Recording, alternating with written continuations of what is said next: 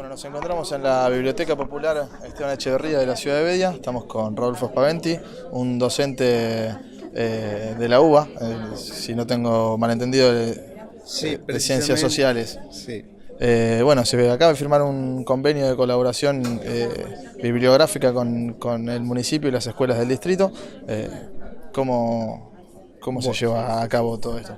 Bueno, mira, nosotros hace un tiempito estamos colaborando en un marco de cooperación e intercambio con el señor Intendente, con Iquiaro, quien nos abrió la puerta de su municipio y de las otras instituciones de la ciudad y de la región, como para hacer un intercambio de material de investigación principalmente. Yo soy integrante del Observatorio de Derechos Humanos de Trabajo y Derechos Humanos, de la Facultad de Ciencias Sociales de la UBA, donde concretamente se arriban trabajos de investigación y estudio acerca de la vigencia de los derechos humanos vinculados con los trabajadores, de la vigencia de la ley de contrato de trabajo, del abanico de sus derechos, convenios colectivos, y abordado de un punto de vista histórico, ¿no?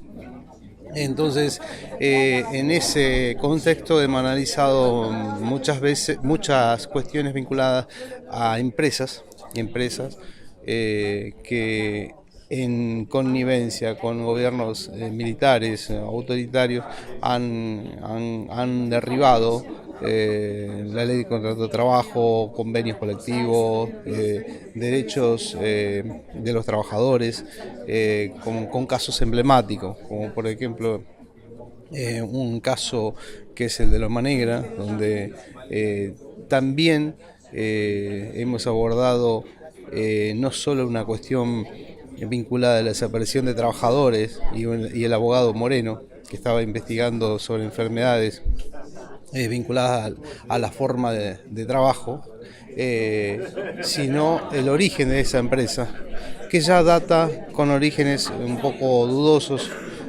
porque se contó una historia romántica acerca de esa empresa, de que en un descampado, en un desierto, surge la necesidad de explotar productos calcáreos y como que surge de la nada, y sin embargo hemos podido encontrar datos históricos muy fidedignos de que esa empresa ha nacido al amparo y a la sombra de los capitales nazis, que ya en los años 20, 30 empezaron a arribar a la Argentina.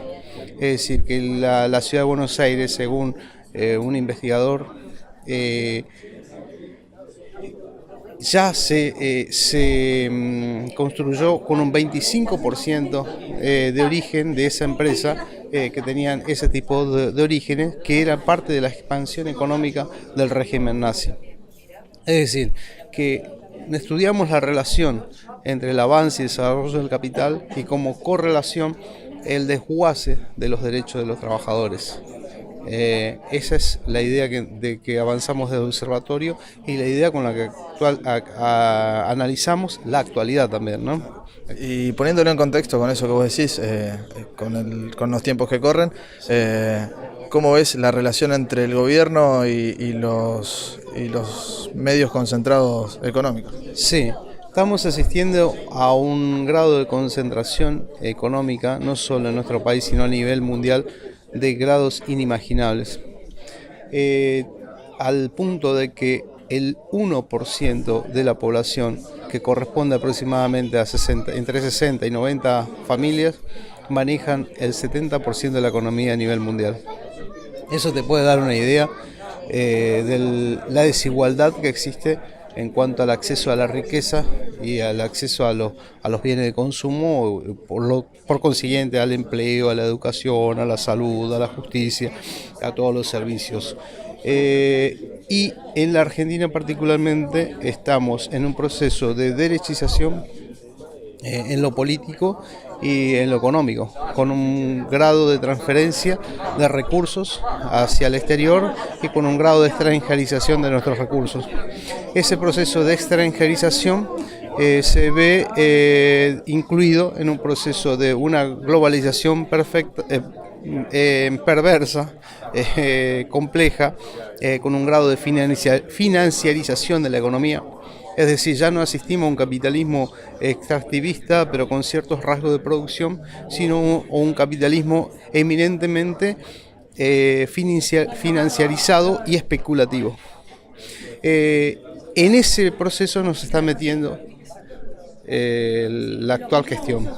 Es decir, un proceso de especulación, un proceso donde ellos mismos por sus propios intereses necesitan endeudar a la Argentina, porque por un lado el mostrador se endeuda y por otro lado ellos mismos toman bonos enriqueciéndose. Mira, lo que yo veo que únicamente se puede contrarrestar esto desde un punto de vista regional, es decir, no solamente tomando en cuenta Argentina, sino tomando en cuenta el bloque de Sudamérica, de los países, lo que era hasta hace poco el UNASUR o el Mercosur, que también los desmantelaron.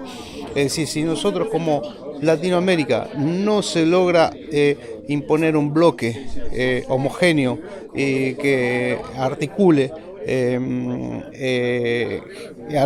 entre ellos, es muy difícil oponerse a ese sistema de corporización de la economía a nivel mundial, ¿no? Que tiene su gendarme en Estados Unidos, Europa, y bueno, entonces si no logramos desde el punto de vista político, en bloque, oponernos con políticas de masa, ¿no? Recurriendo a todo tipo de movilización y derechos, por ejemplo el feminismo.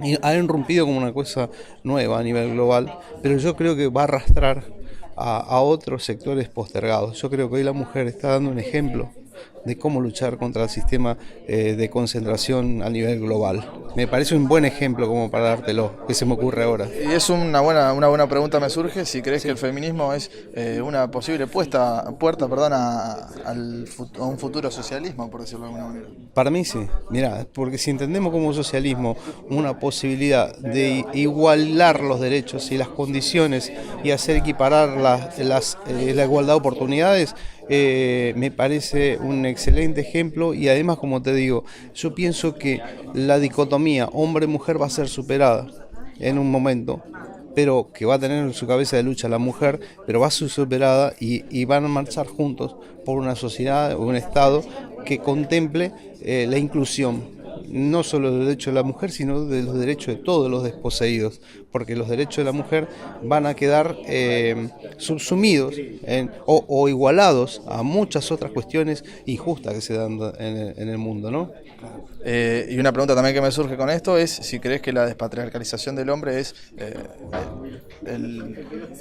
lo necesario para lograr esa igualdad. Sí, yo creo que sí. Yo creo que hoy en día seguir apostando a un sistema donde lo patriarcal es el ejemplo a seguir, estamos apostando a algo que ya está en los hechos totalmente fuera de moda, no solo fuera de moda, sino fuera de circulación. La mujer, yo, esto es a título personal, te lo digo, ha sido escondida en toda nuestra historia. Nosotros tuvimos una guerrera de nuestra lucha por la independencia, que fue una negra, esclava, liberta, que fue escondida por nuestra historia, que se la conocía como la verdadera madre de la patria. Sin embargo, muy pocos te las cuentan. Esa mujer terminó pidiendo en una plaza limosnas hasta que Rosas la adopta y le pone su apellido y le dan una pensión y más o menos muere dignamente.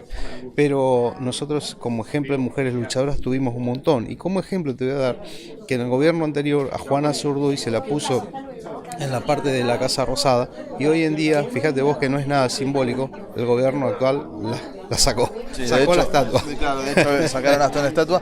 Y volviendo al tema económico, sí. ¿Qué similitudes ves en las políticas económicas de este gobierno con el de la dictadura? Es muy buena tu pregunta porque se dan los mismos parecidos. Endeudamiento sin límite, precarización del laboral, apertura indiscriminada de las importaciones y alineamiento con las políticas de Estados Unidos, apuesta al dólar y que todo eso conlleva directamente a una extranjerización muy peligrosa de la economía, con una diferencia, que la economía argentina en la época de la dictadura no estaba tan vulnerable como está ahora por el estado de los mercados internacionales y la globalización de la economía. Hoy, 40 años después, cualquier repercusión a nivel mundial hace que la Argentina esté mucho más vulnerable con esa apertura. Incluso es mucho más grave. Es decir, nosotros estamos copiando una receta que creo que cualquiera lo sabe, solamente va a beneficiar a sectores muy jerarquizados, muy aristocráticos de nuestra sociedad. Ni siquiera el sector industrial. Y el sector industrial también va a ser víctima de este proceso de extranjerización de la economía. Bueno, Rodolfo, te agradezco, la verdad, muy completo toda tu información y la nota que nos has brindado, así que si hay algo que quieras agregar, tenés los micrófonos abiertos. No, yo solamente agradecerte tus preguntas, y esto es lo que me surge humildemente decirte, y que bueno, cualquier cosa, nosotros estamos abiertos para cualquier tipo de consulta, colaboración, como lo vamos a hacer, y como queremos también extender a otros lugares del interior que a veces la gente nos acerca, ¿no? Nosotros con mucho gusto lo vamos a hacer.